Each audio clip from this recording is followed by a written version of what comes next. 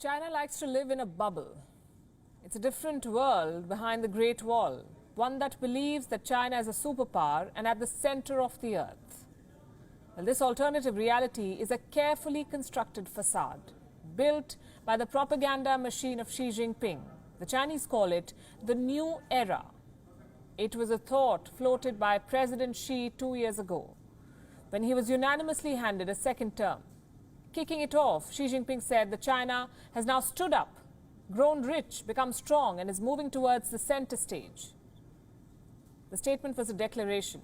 Xi Jinping announced to the world that China wants a greater role on the world stage. Well, tonight on Gravitas, we'll bust China's facade. We'll give you a measure of where China really stands on the world stage and how its expansionist agenda has upended the international rules-based order. Xi Jinping had once said, China will never seek hegemony or engage in expansion, but this map punctures that claim.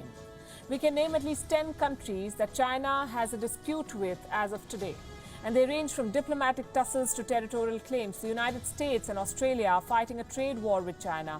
India is engaged in a border standoff. There are multiple flashpoints on the high seas, the South China Sea, the East China Sea, where China is caught up in a dispute with at least 7 countries. The list of disputes is much longer, but China buys the silence of many countries. And that brings us to the second map. This one is about the Chinese money trap. We could count more than 80 countries, 80, that now owe money to the dragon.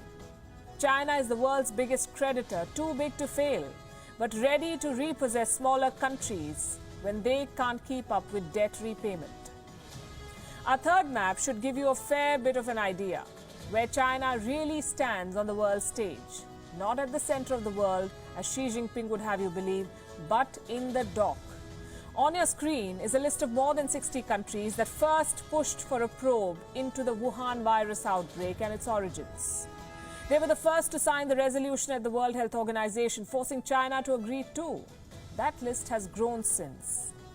More than 100 countries now support an independent inquiry into China's response to the Wuhan virus outbreak. Chinese propaganda claims it's already a superpower, ready to take over global institutions and reshape the world. But the growing disputes, the debt traps, and demands to make China pay tell us one thing: China cannot impose its rule on the world.